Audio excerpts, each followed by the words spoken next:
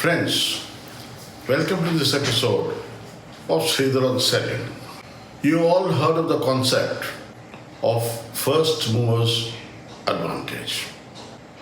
What benefit does a first mover really get? We shall look at it right now. The first mover is obviously able to attract the adventurous, the innovative buyer, the early adopters, and then of course the late adopters and the laggards join slowly. While he is waiting for competition, the first mover is able to occupy shelf space, is able to make himself visible, and if the product delivers, there's a huge demand. I feel that the first mover's advantage is only as effective or as good as first of the block in a marathon race. You start, but for you to stay the course, you have to do something else.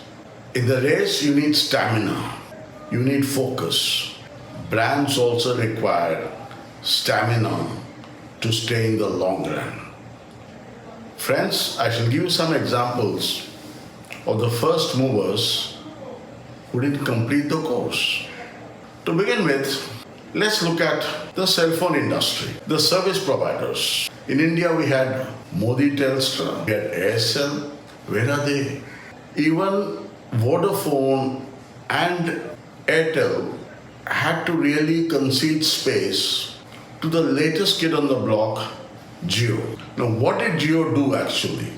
Jio understood that the market is in data and not so much in voice. This was something that the early players didn't even seem to realize. This has changed the way the cell phone industry operates. Continuing with the cell phone industry, let's look at the handsets. The Nokia case has been discussed in too many forums. We all know what happened. Nokia, which ruled the handset market the world over, had to concede because they thought that feature phone will be the be all and end all. They didn't bargain that smartphones would sweep the market. Apple came with smartphone and changed the world. Now, there's an interesting story to this. Apple, which pioneered smartphones, always thought that there'd never be a demand large enough for a dual SIM card phone. Ultimately, they had to succumb to the market demand. Steve Jobs always said the customer doesn't always know what he wants. In this case, even Steve Jobs had to surrender to what the market wanted. The customer seemed to know what he or she wanted. Let's look at something else. Hotmail, Yahoo Mail, they pioneered, and Google came and Gmail swept all of them out. What did Gmail do that Hotmail and others didn't think of? Gmail gave you practically limitless space. So always be prepared for a newer player to come and challenge certain fixed mindset you may have. Let's look at some Indian examples. Let's look at the airline industry.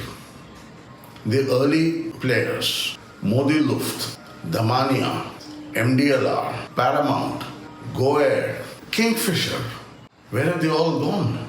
Indigo, which happened much later, is ruling the skies. They did something right.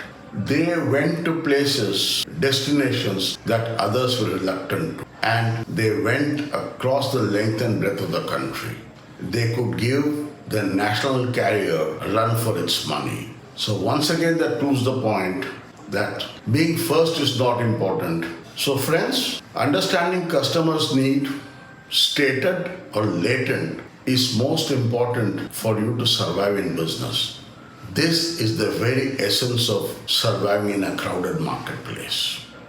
The list is endless. One can go on and on. Pantaloons, Big Bazaar, they created new formats, couldn't run. It's very hot, time for beer. That reminds me, where has Kalyani Black Label gone? Where is that beautiful brew of Golden Eagle? Today, Kingfisher, Tuborg, and a host of others rule the roost. I myself played not a very small role in sending a very, very strong brand out of its pole position. There was a brand called Pachnal from Hamdard, which was a very, very strong brand.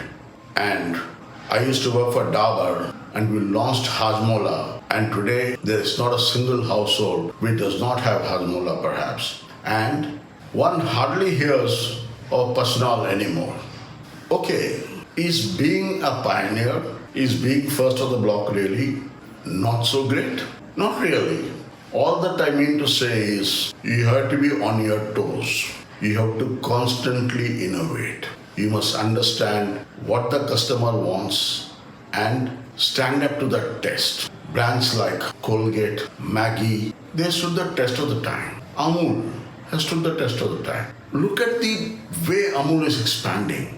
Look at the way Maggie has been relevant for so many years. When people started talking about maida, they came out with atta, this flavor, that flavor. Colgate, which one point of time used to tell you not to use salt or coal, is today selling those variants. They are being relevant day in and day out, and they are occupying the consumer's mind space. So friends, if you've got a new product, you've got the first mover's advantage, ensure that you've got a long enough story to survive, as I said, the marathon race. I'm sure you'll be finding these episodes useful. Please do subscribe and share it with your friends. Thank you so much.